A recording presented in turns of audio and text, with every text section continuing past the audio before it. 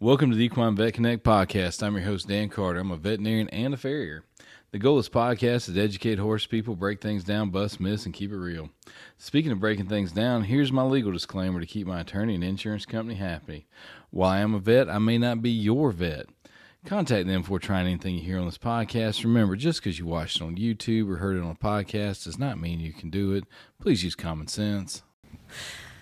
Welcome back to the Equine Vet Connect Podcast here at Countryside Equine Hospital. I'm Dan Carter. I've got Dr. Caitlyn McCulley with me here today. Actually, first announcement is no longer Dr. Caitlyn McCulley. We've got Dr. Caitlyn Hoffman. Yeah, she's married. Congratulations. Thank you. Congratulations. Thank you. Tyler, we're praying for you, bud. So He's going to need it. That was a great weekend we had getting you married. You had fun. a great honeymoon, I'm sure. Yeah, I did. It was a good So, time. yep. Yep. Happy to be back to reality. It's going to happen, you know. Yep. Here we are. I know it's like all exciting, and then when you get back from the honeymoon, you're like, oh, we're just back to work. Yeah. So, yeah. Everybody's like, how's it feel to be married? I'm like, it kind of feels the same as before I was married. You know, yeah. Now it's just legal. So, That's it. All good things. But yeah, it was fun. Fun day. Fun honeymoon. Well, speaking of preparation, Yeah. because there's a lot of preparation that goes into the wedding. So much preparation. We're going to start talking about preparing your horses for winter. Yep. 'Tis the season. I know, y'all like that segue? I mean, that was... It was pretty good. Yeah, that's a pretty good segue. It was pretty good. I've been training, been watching some podcast instructional videos. So Dan's becoming a podcast connoisseur over here. yeah, I'm learning how to do a segue. So as we've segued into it, we're going to talk about preparing your horses for winter. Yep. Now, granted, that you'll probably it's November down here, which a lot of the country is in the midst of winter already. We're not. No, we just started fall about a week ago. Yeah. So, but we want to start getting ready for winter. Yep. This is an important time of year for horses. This is when you want to make sure you're prepared. Yep. You want to have a plan. Yep. And we're going to kind of move through some of those things. So Don't want to be scrambling when that first cold snap really hits and you're kind of like, oh, I haven't thought about any of these things. I haven't, prepared. So just wanted to kind of go through everything. So let's talk. I think a lot of preparing for winter is going to center around, I'm going to say nutrition, because I think it's going to come down to nutrition. And then the one nutrient we always forget about nutrition, and it's actually the most important nutrient, water. Yep. So we're going to spend a lot of time talking nutrition. This is especially important in older horses. So let's kind of dive into that. Yep. Let's talk about what things we need to consider when we're preparing for wintertime. Because, I like to say really winter preparation starts in the fall. Yeah. Like that's when we start looking at body condition scores. Yeah, definitely I would recommend, having a veterinarian out and kind of looking over everybody, and we'll hit on a couple of different big things that we're going to look at, but looking at that body condition, looking at that fat cover and saying, are we ideal at a 5? Are we a little bit fleshy at a 6 or 7? Are we a little bit thin at a 4? Kind of where are we, and do we have enough fat cover and reserves to get us through the wintertime? Because in the wintertime, when horses get cold, they use a lot of energy and a lot of body reserves to stay warm and generate heat. And so that can lead to some weight loss in the wintertime if we're not appropriately caring for them. And so getting a baseline on that body condition and saying, okay, where are we? Do we need to gain? Do we need to kind of hold steady? Where are we at? Can kind of set us up for making a plan for them for nutrition for the rest of the season. So. And we're talking about body condition. There's a lot of great articles on that, but it's like the easiest way to explain body condition scores. I like to say it's a polite way of saying, how fat is your horse? Yes. So a 5 or 6 is considered an ideal body condition score. We get into 7s, 8s, and 9s. 7s and 8s we're a little heavy. We get into 9s and 10s. We need some Jenny Craig up in here. The winter will never be where you need your horse at a 10 to get through the winter. And there's also other health issues with that. The body condition, it's just, the score itself is just about fat cover. It's not about muscling. Nope. It's not about fitness. It's truly about fat cover. Yep. How much fat is on there? Mm-hmm. You want light pressure. You can feel the ribs. Mm-hmm. And you're also looking at fat cover as far as the tail heads. Mm-hmm. You're looking up around the eyes, the supraorbital fossas. You're looking at different places for this fat coverage. Yep. Behind the shoulder, the neck, things like that. Yep. And if you're unsure how to do it accurately, just next time your vet's out, ask them. They'll go through body condition scoring, and there's a lot of great articles that'll kind of help you. Mm-hmm. The one thing I tell people when you're doing a body condition score is to be honest. Yeah. Be honest. Yeah. Whether it's light or heavy, be honest about what you feel and what you see. Yeah. But you definitely want that. To me, I don't know about you, but I like about a 6, at least in Georgia going into the winter. Yep. I like a 6. Yep. Some of the harsher climates, I'll actually push them up to a 7. Mm-hmm. Like when I lived in out west, we liked them pushing closer to a 7 going into winter because we got a long winter. Yeah. And a cold winter. Yeah. Here we get down into the 40s and we're like, this has got to go. But you get in other places and it's much more. Yeah. Yeah, I do. I like a 6, 6.5 going into winter. I think is good. But now is a good time to start, or even a little earlier, honestly, is a good time to really start looking at that and saying, okay, do we need to bulk them up a little bit going into these next couple of months? So just kind of get a baseline and make a plan for that is now a good time to do it. So. Yeah, because there's actually, we talk about it more in cattle. I don't really hear it talked about in horses, but when we're calculating rations for cattle, there's a critical temperature. Mm-hmm. And once we get below that critical temperature, if I remember right, and it's been a while since I've done cattle nutrition work, but I think it's around 48 degrees is that critical temp. Yeah. And what that means is every degree you get below 48, you get an increase in energy burn to maintain body temperature. Mm-hmm. And horses have the same thing. Yeah. And we often don't think about it. We think about energy needs to live. We think about energy needs to perform. But we don't think about energy needs to maintain body temp. Yeah. So in these days when we're getting below 48 degrees, energy demand goes up because they're burning more calories just to stay warm. Yeah. Especially, and we'll talk about this later too, but especially with the additional weather changes as far as like wind, rain, humidity, those things will all play into that as well. But yeah, there's a lot of energy that goes into maintaining body temperature. So yep, for those in the colder climates, you need to understand, like, you start getting down in the 20s and 30s and that energy demand really goes up. It's huge. Yeah. So we may have to increase what we're feeding in those colder environments. Here it's not as critical. Yeah. But it's still important. Yeah. So when we talk about nutrition in the wintertime, you have to really look at where your horse is located. So are they on a dry lot? Are they on a pasture? Do they have grass? Like, did you overseed with rye down here in the winter that is going to grow all winter and give them a source of grazing? Or are they going to be dependent on hay? So that's something that you have to look at. And then going along with that, do we need to supplement some grain, some carbohydrates in there? Do we need to, can we get away with just a ration balancer? We've got to look at all of these things and make a plan for each individual horse. Even if they're in the same environment, every horse might need something a little bit different. Right, and I think it's, winter grazing, we'll talk about. Let's just kind of talk a little bit about winter grazing strategies. Yeah. Because that is important. You have to look at your pastures. My pastures are a fescue Bermuda mix, and I love it. Yeah. Because about the time the fescue dies out, or about the time the Bermuda dies out, my fescue's coming in. Yeah. Cool season grass, it grows great in the wintertime here. It really helps. But if you're on a mostly Bermuda pasture, Bermuda's going dormant as we speak. Like, it's going dormant. We get a frost, that stuff's done. Yeah. So what grass is out there is going to be more like a standing hay. It's not a green grass. It's a standing hay. Our digestibility's gone down. Yeah. So you got to take that into account. Another great strategy brought up is winter rye. Yep. That's something we'd be seeding. We'd probably start seeding winter rye maybe a few weeks ago. Even through now, we're still seeding winter rye. We can seed it right up into December in a lot of cases as well. But it's a great winter forage. One of the things I do tell people, when you seed these pastures, you need to be prepared when the rye first starts coming up.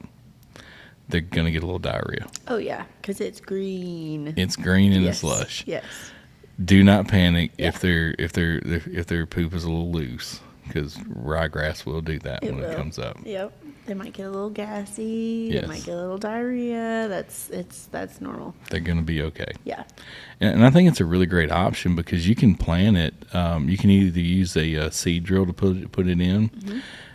It even works well in a broadcast situation. Yeah. I broadcasted some last year and it worked really well. So. Yeah, so if you don't have the equipment to overseed, don't fret, don't panic. A real simple seed spreader. You can use a hand seed spreader. Mm-hmm. One that goes behind a four-wheeler actually works really good. I've seeded a lot of pastures in a big acreage just off one of those. And it's kind of fun just driving around and throwing grass seed everywhere. But a drill will definitely be more effective. So if you don't have one, but you got a farming buddy with one, see if you can get them to come over and drill you some rye. Yeah. Yeah. Some of the extension services actually have drills that you can rent or borrow to put this in. So yeah, it's a good option. It just keeps your horses. It gives them something to do all winter. It gives them a good high quality forage to go and take advantage of. But it's like my horses are on a dry lot just because our pasture hasn't been finished yet. So I'm dependent on hay all year long. Well, and that's a great thing to talk about because we started with grass. Yeah. And now we're going to talk about hay. Mm-hmm. Because that is the bulk of your horse's diet. Yes. If they're eating 2.5% of body weight, anywhere from 1.5% to 2% of that needs to be foraged. So this is the bulk of what your horse eats. Yes. And in the wintertime, when we talk about, spending energy to create heat, horses are hindgut fermenters. So that hay all has to go to the hindgut and get fermented and broken down, and that generates heat. So a good way to help keep your horses warm in the winter is to keep hay in front of them 24/7. Because that, whole digestion process is going to generate heat, generate energy, and just really keep them happy that way. And quality hay. Yes, quality hay. Quality hay. Yeah. Because we talk about digestibilities a lot when we're talking about forages. Mm-hmm. And I feel like you have to focus on not just, when you're looking at nutrient quantities of a hay, you also need to understand the digestibility of it. Yeah. And a good rule of thumb, the more mature and the more seed heads. So if there's a lot of seed heads on your hay, or the more mature your hay, the more stemmy or coarse it is, the less digestible it is. Mm-hmm. So younger hays are much better. There's also some great services out there, Equianalytical, or even through your extension service where you can get this tested. Mm-hmm. And so if you want to know what your hay's looking like, have it tested. Yeah. It's a real simple process.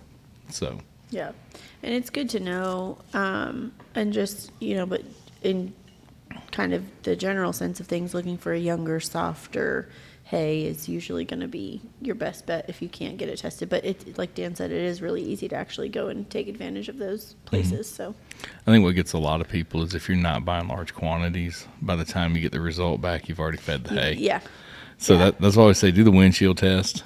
The fewer the seed heads, the younger it is when it was cut, the less coarse it is. That's a really good idea of how digestible the hay is. And kind of plan ahead with the hay too. If you're going to need to feed hay, make sure you have a plan for where you're going to get it, because a lot of places, a lot of producers will run out at some point in time during the season, and so you need to have multiple contacts lined up for where you can get your hay and make sure it's good quality, and that way you're not scrambling.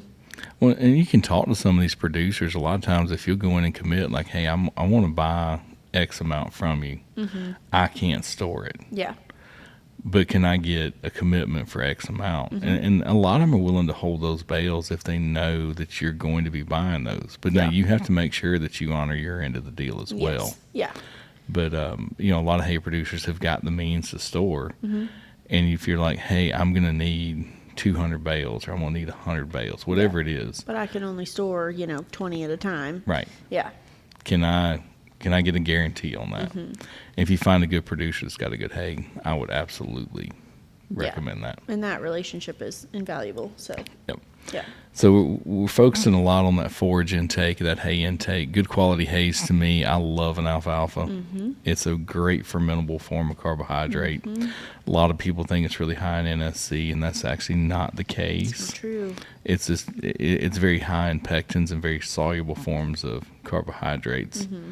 A-fraction fiber is what we call it. But Yeah. I don't want to over-nerd this, but I'll get a little nerded out on it. So. I love alfalfa. The horses love alfalfa. I feed my guys alfalfa and then a coastal Bermuda mix, and they eat the alfalfa fast. I mean, they eat that first, and then they pick through whatever they want from the coastal. But yeah, I love alfalfa. It keeps weight on really, really well. It's got a lot of protein in it. It's good for muscling. It's good. I love it. I do too. Yeah.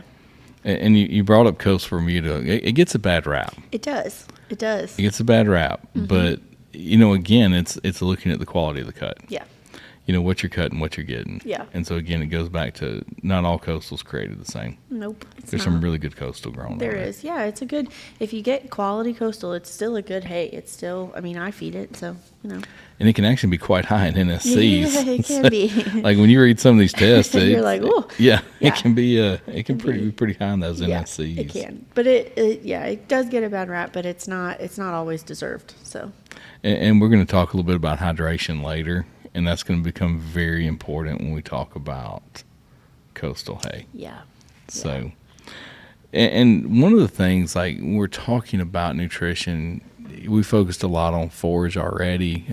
High quality grains are important. You want a good quality grain, and good quality grain doesn't necessarily mean the most expensive. It matters looking at the nutrient content. And one of the things that horses need in colder weather is carbohydrates. Yes. They don't need fat. Nope. They need carbohydrates. Yes.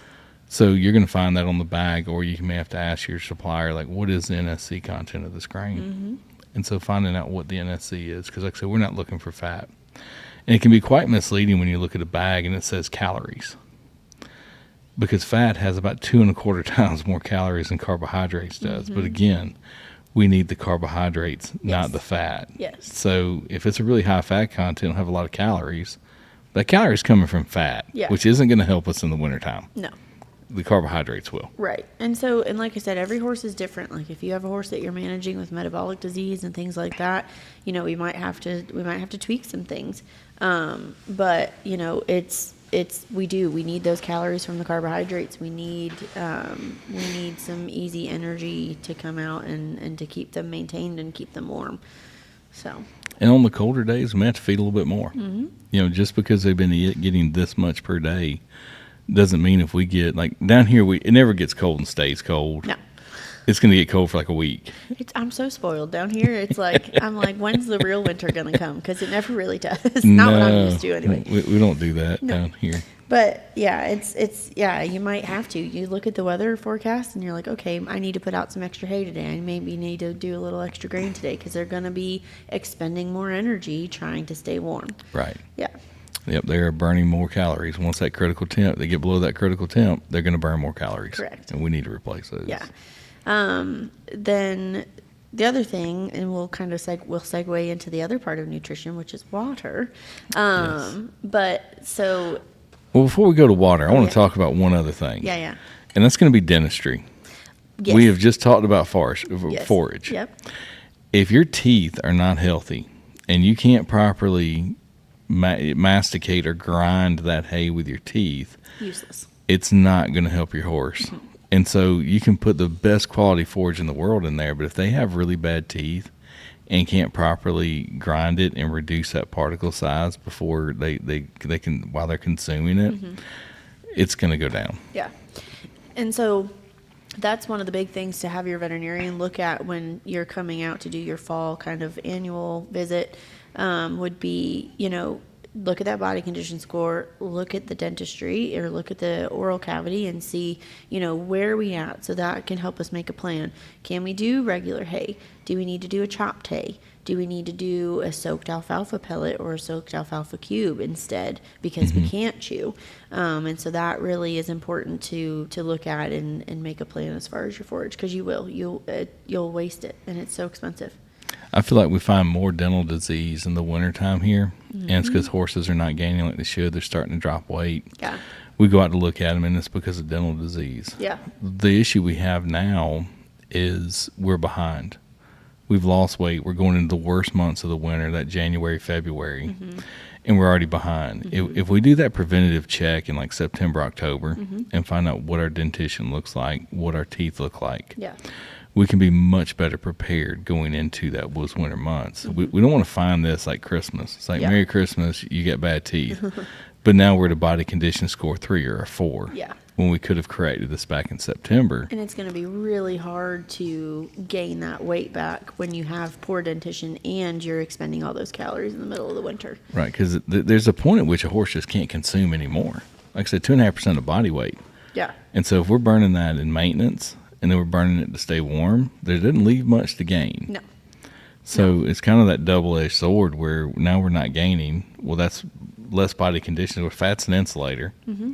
I like to say I'm winterproof over here. Dan doesn't get cold. I don't get cold. I'm insulated. Carry my own Carhartt. So, we've got that fat serves a purpose as far as insulation. Yeah, it does. And so then you end up in this double-edged sword. And like I said, having that dental checkup going into the fall, and we may check them. Your vet may check these horses and say, you know what, they're good. Yeah. We don't have to worry about anything. Fantastic. Yep. But like I said, we don't want to find this in December, and I do feel like it's like Thanksgiving comes, we eat some turkey, and then we start dental disease because these horses aren't doing as well. Because they're now eating hay, and owners see the quids that they drop, and they quid hay, and then they're like, oh crap, that's not normal, and then we go out, and we're behind the 8 ball at that point. Yep. But and then also going into dentition is, I always soak a grain because that sneaks some extra water in there, but it takes out the chewing factor to it. So if you have a horse that does have dental disease, feeding them a high quality grain in the first place that's easily chewed and easily digested, if you soak that to like a mash or an oatmeal consistency, that takes the teeth factor out of it. Right. And so then everything gets absorbed, everything gets digested, and then, it's good. I like soaking grain. Yeah, and if you're dealing with older horses that are having trouble chewing hay, there's some great options out there with some of the cubes, some of the chop forages that come out now. I've even had people grab a leaf shredder and run their hay through that, something to, because all the teeth do is reduce that particle size. Yeah. So reducing that particle size is what makes it where we can, where the teeth have to do less work. So especially in these older horses, you got older horses that are either losing teeth or don't have a lot of teeth left. Looking at an easier to chew forage it can be really helpful. Yeah. And like I said, we want to start that now. We want to start thinking this way now so that we're prepared for that wintertime. So. Yeah. But then, as far as water intake goes, water intake is like of utmost importance. Yes. All the time. But especially in the wintertime when things get a little chilly, the water gets cold, they don't want to drink as much. So, soaking the grain can sneak some extra water in. Horses are going to drink the most water right after they eat, and especially after they eat hay. Right. So, making sure that they have fresh, palatable, or potable, I guess, and warm water at that point in time, or even just not cold. Well, and I think that's one thing that gets them. I mean, if you think about us, like when it's really cold outside, I want some coffee, right? Yeah. Not an ice cold glass of water. No. Because when you drink that water, that's actually going to reduce that body temperature as well. Reduces your core body temp. Yep. So we need a good source of water. If it can be warm, these can be done with tank heaters. There's a lot of options to help warm that water up. And it's not like my guys have 4 buckets in a water trough out there, and I get them one heated bucket in the winter. They have one heated bucket. They have access to everything else, but I make sure they have one bucket that's going to be warm, it's going to be clean, it's going to be, free of ice and all of that, and that's fine. So I'm a tank heater guy. Yeah. Like I love a tank heater. Yeah, they're great. So I agree. Like having those warmer buckets and having that warm water does help increase that consumption. And I use warm water to do my mashes in the winter too, to soak my grain. I just make them a nice little warm oatmeal for the morning, and they're like, oh, this is great. A lot of the barns we go to, you'll see they've all got the kettles in there. Yeah. They got the kettles. Well, it soaks faster, but then it's just warm, and they eat it and it steams, and they're like, oh, it's just nice. Yeah. Yeah. Makes you feel good. Yeah, it's nice. Well, and I think the water intake, there's a lot of things we can do to help increase that water intake. We talk a lot about sweet teas. Mm-hmm. Being in the South, we love a sweet tea down here. Love sweet tea. So it's just a handful of grain in a water bucket. Yep. It just kind of flavors it. Yep. Same thing, we'll do alfalfa teas, like throw a couple alfalfa cubes in there, flavor the water. It just helps them drink a little bit more. Yeah. The other thing I really like, which I've had a lot of success with, it's a Purina product called Replenimash. Mm-hmm. It's got electrolytes, pre and probiotics. It's got some Purina Outlast in it to help with gastric ulcers and things. But it's got some carrot pieces and it's just a tasty little mash, but you can either put it in a bucket of water like you would with a sweet tea, or you can mix it into their mash with their feed, and it just encourages water intake. And my horses, they love it. I do both. I put some in their feed, I put some in the water, and they suck that bucket down. So I've had a lot of success with that one. Well, one of the things to remember too, since you brought up electrolytes, everybody's always asking, like, should I put salt in their food to get them to drink more? It can definitely help, but the other part of this is if they are not drinking like they should, adding salt or electrolytes can actually dehydrate them faster. Mm-hmm. It's the same concept as, they tell you if you're lost at sea, don't drink salt water because you'll dehydrate faster. Yep. Because the kidneys filter electrolytes. Yeah. Yeah, they do some stuff with water balance, but a lot of their job is to get rid of unnecessary sodium, potassium chloride, things like that. Mm-hmm.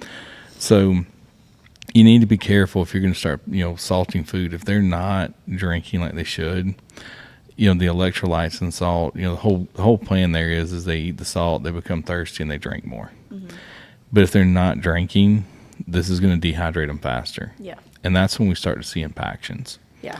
And impaction colic is probably the biggest thing we see all winter long. And impaction colic is very easily solved. Or prevented. It's hydration, hydration. Yep. Hydration. Sneaking water in however you can is yeah. And so when we, again, look at that weather forecast and we see, it's going to be getting colder, like 3 to 5 days before that happens, start making your sweet teas. Start getting them drinking, because you want to be hydrating on the front end of this. Yes. You don't want to be, again, behind and like, it's been 24 hours and they've drank, a tiny bit of water. You're already behind at that point. Right. So. And the problem is once we become dehydrated, it's harder to get them rehydrated. Mm-hmm. Because I don't know why, but you can get to a point where you just don't want to drink. Yeah. Even though you're dehydrated, you just don't have that urge to drink. Yeah. Preparing on the front end for hydration. Mm-hmm. Understand what it's going to take. A horse should consume, I usually tell people that in the wintertime, depending on the temperature, I like to see them drinking 8 to 10 gallons a day. Mm-hmm. Summertime obviously is a lot different because they're sweating a lot more. Yeah. But wintertime, 8 to 10 gallons. So we need to know like how much these horses drinking. Yeah. And encourage that. This is the only time. Well, I'm not a big fan of automatic waterers just because you can't tell how much they're drinking, and so I don't love them. They can be great for making sure horses have water all the time and not worrying about it. But then on my end of it, I can't measure that. I don't have a metric, and so they kind of make my tism a little bit. I don't like them. I'm like, I need to know. I need to see it. Seeing everything I got's on automatic water. Oh, Dan. How do you know? You don't, but see, and Tyler knows this. Like, if he takes care of the horses for me, one of the first things he tells me is the level of every water bucket so that I know how much they've drank, because I'm OCD about it. Water is the most important nutrient. Yep. So. It is definitely, and having them hide, and it's interesting because I see most of the colics due to cold weather, not when it's cold. It's when they warm back up because they've gotten dehydrated when it's cold. Yeah. They start to warm back up. They're still not drinking. Yeah. They've got, and down here we get these huge temperature fluctuations. Oh, I mean, I've seen it 7 degrees on Christmas Day, and I've also seen it 77 degrees on Christmas Day. So we may get a cold snap that blows through, and then it warm up and be in the 60s and 70s. Yeah. And it seems like when they get that swing, it's the 24 to 48 hours after the cold spell that's when we actually start to see it. Yeah. Yes, it's due to them not drinking like they should when it's cold, but then they start sweating more because they've got these big coats on. And if they're not clipping, they have a big, heavy coat. And that's when we start to see more of these impactions because the colon needs water to keep that from happening. And an impaction is something that builds over several days. And they'll usually they'll kind of and dumpy, and then they get uncomfortable, and then that's when we get called. But it's not usually like a fast. Right. It just comes on slowly because the colon's job is to pull water out of that manure and make that nice dry fecal ball.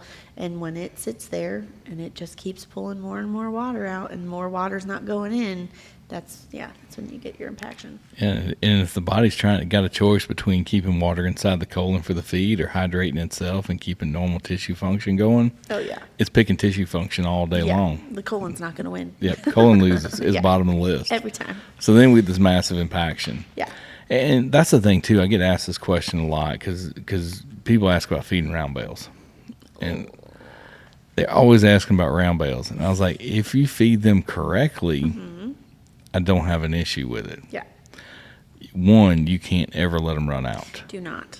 If they run out, then when you put the next one in, they're going to stand there. Gorge themselves. Gorge. Yeah. And the problem is not the gorging. The problem is they're eating so much, they never walk over and get water. And so now we've got this huge, hay is dry. It's supposed to have a low moisture content. Yeah. That's what preserves its low moisture. Yeah. This ends up in the colon, and we didn't drink because we were busy eating, and now we got this massive impaction. Yeah. So that's why I always say rule number 1, don't let them run out. 2, you need to know your horse. Yeah. If you're dealing with an asthmatic, don't do it. This is bad. Yeah. I always say if you're going to feed a round bale, put your nose in there, take a deep breath. Yeah. If you start sneezing, not a great idea. Yeah. I love a slow feed hay net over a round bale. I love making sure it's covered away out of the rain. Those hay huts are really cool. I see those a lot. Yeah, those hay huts are good. And then the other thing too is with round bales, if they are able to get their whole head into it, put a fly mask on them, please. We do get a lot of ulcers that time of year when they go out and get poking their eyes. Stromal abscesses, ulcers, things I know like it's wintertime and you're not thinking about flies, but just protect their little eyeballs, please. So yeah, it's not that anybody's against the round bale.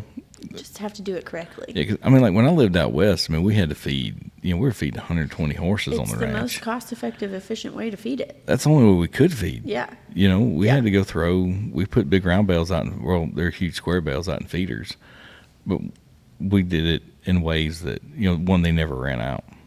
And I think that's your biggest key. If they never run out, and you've got it there before they run out the first time. So in their mind, like, why would I worry about that hay? It's always there. Be there. Yeah. Food security. Food security. Yeah. But when they're not sure when the next bale's coming, they start to get worried. Yeah. So I think making sure that you never run out is probably one of the biggest keys. Yeah. Then I guess our last topic is going to be the most oh Lord, the hot topic, blanketing. Yes, for all the keyboard warriors out there, we're going to talk about blanketing, and let's just don't be hateful, okay? Yeah. I feel like this is where everybody has the strongest opinion. Well, here's my thing though. Every horse and every situation is different. Yes. So you can't make a blanket statement about blanketing. You just 100%. can't. You cannot do it. So yes, there's all the temperature charts and all the things, but if you have a horse that's got a lower BCS or a lower body condition, that blanketing chart is probably not going to be accurate for them. Right. You're probably going to have to bump that up a little bit. Or if you have an older horse or you have a cushion-oyed horse that's like super fuzzy, probably not going to be accurate for them. So every single horse is going to be different. And so when I moved down here from up north, I was like, my horses never need a blanket down here. Like this is not really winter. My horses have had blankets on all this last week. Yeah. Because of the wet. Right. So the biggest part about blanketing for me down here, when people are like, oh, should I blanket, should I not? Does your horse have a place to go to get out of the rain and the wind? And do they actually take advantage of that? Because the biggest thing, a horse's natural coat is very insulating. It's really, really good at keeping them warm as long as it's dry. Mm-hmm. Once it gets wet, whether that's from rain, mud, sweat, that insulating ability goes away. And they'll get really cold really fast. So you have to look at, can they stay dry? And that's where I start with my blanketing conversation every time. Well, I think it's important too. Like I work on a lot of show horses, and they're going to stay clipped all winter. Yeah. And I know people are probably going to jump on and say like, we shouldn't clip them. Well, no, there's a reason we do. Yeah. Because one, they're going to show indoors. Mm-hmm. All right, it's going to be hot. Yeah. If they got a big coat, they're going to overheat. Yeah. I have a lot of them that go down to Florida for several weeks a year or go in and out of Florida showing. Mm-hmm. It's a lot warmer down there. Yeah. These horses are also still exercising really hard in the wintertime, and they're going to sweat. Mm-hmm. And so there's a reason why they're clipped. It's not just to make them look pretty. No. But they have an actual reason why they do it. And when you clip a horse, you just took away their winter coat. You got to give them another one. Yeah. So yeah.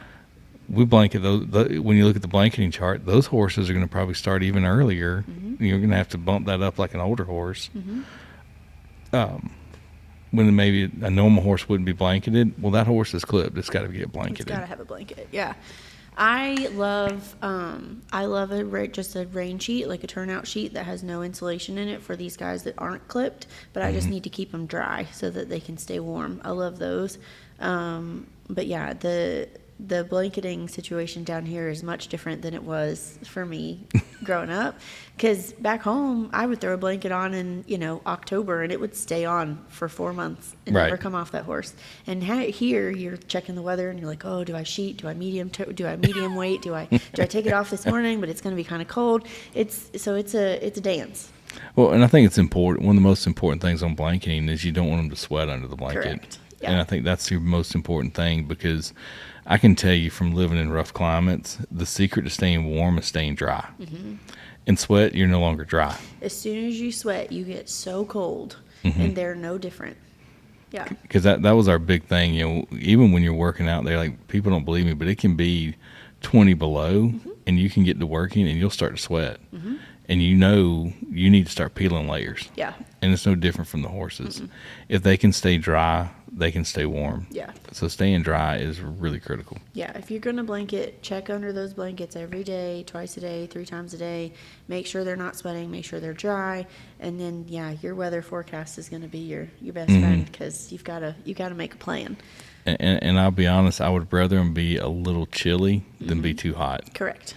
So I think that's, a lot of those things there's some rough guidelines on blanketing, and I'm sure I think the last time we posted a blanketing chart, it blew up, and everybody's got their opinion.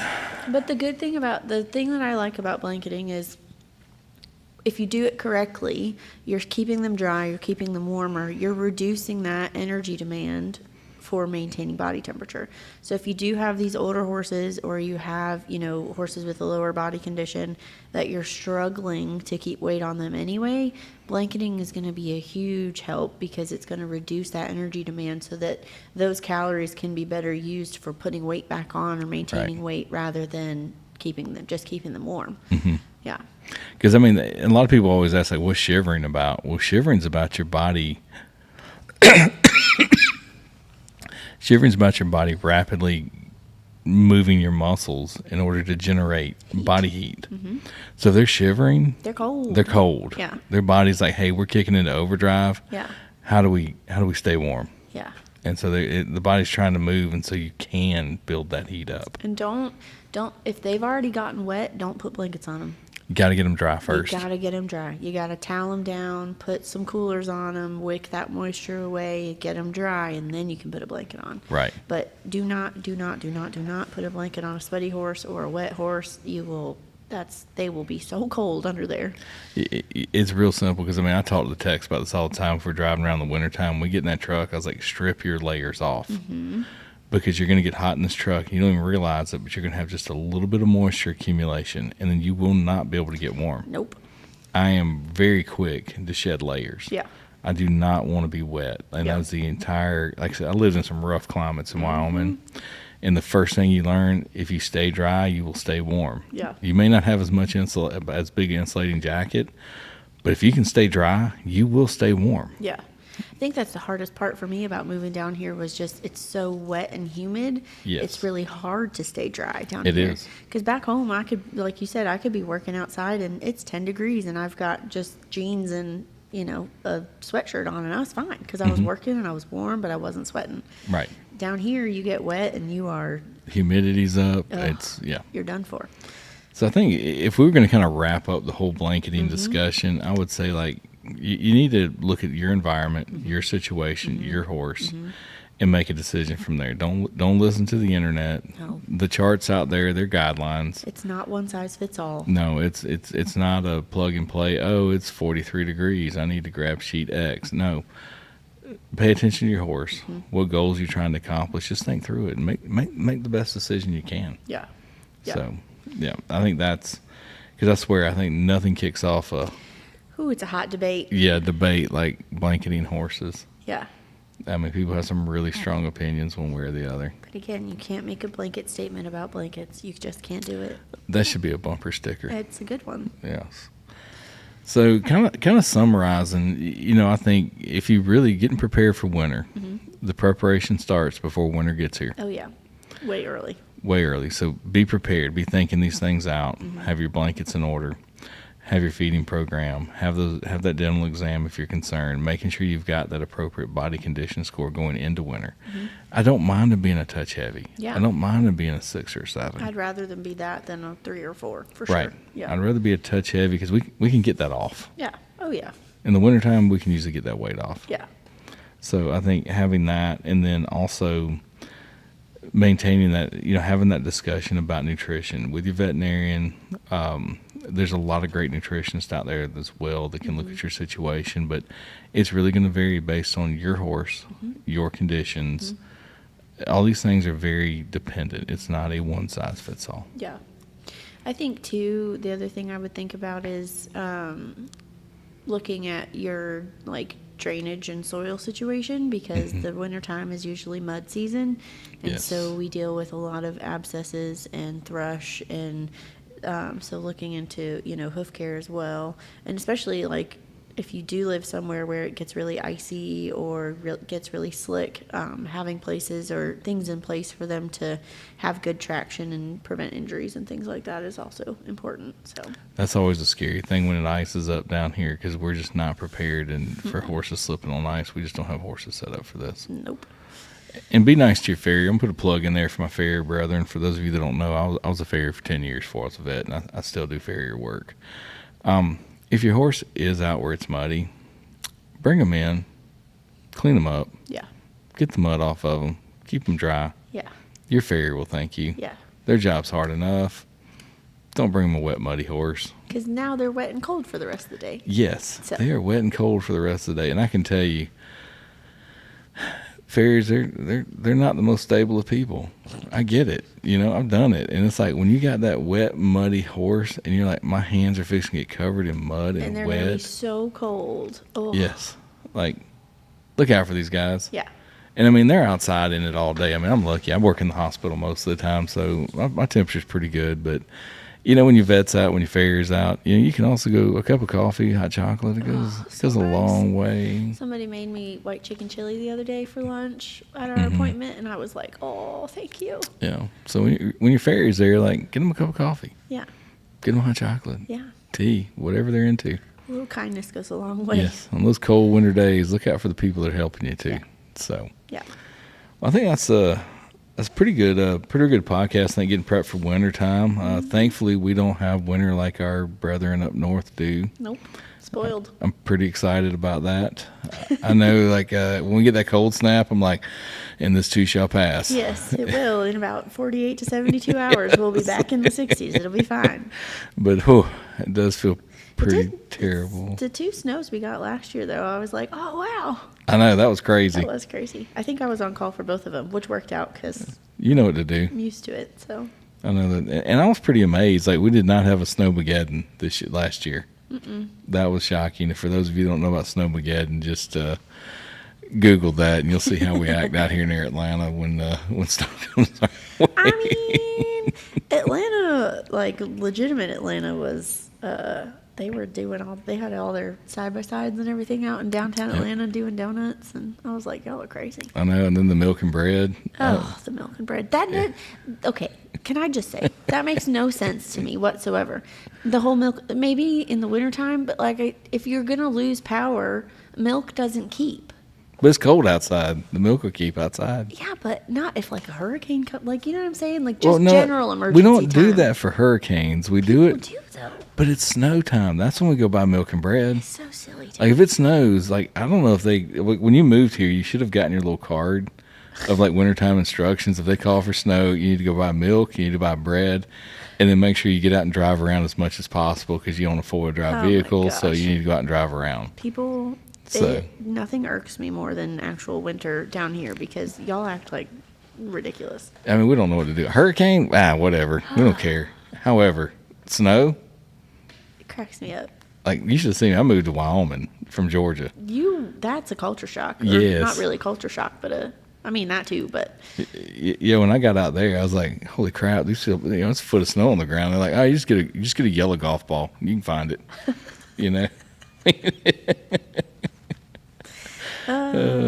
Well, thanks everybody for tuning in today. Sorry we kind of got a little off track here at the end, but sometimes you got to do that. April, thanks for filming all this. Casey, thanks for doing all the editing, but most of all, thanks to all our listeners out there because it's a lot of fun. If y'all got questions, send them in to us. Like and subscribe and help us keep this thing going. We enjoy doing it. It's a lot of fun. So until next time, from all of us here at the Equine Vet Connect and Countryside Equine Hospital, we look forward to seeing y'all next week. Take care.